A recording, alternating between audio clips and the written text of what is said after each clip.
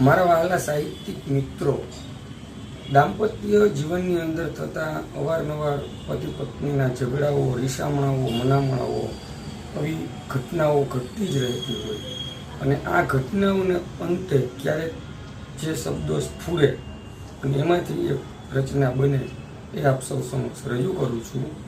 શીર્ષક છે ક્રમ તૂટવા નથી દેવો. રીસામણા મનામણાનો ક્રમ તૂટવા નથી દેવો. રીસામણા મનામણાનો ક્રમ તૂટવા નથી દેવો. હા, એમાં જ છુપાયેલો ખરો પ્રેમ ખૂટવા નથી દેવો. કોશિશ ભલે સૌ કરે ગુનેગાર સાબિત કરવા.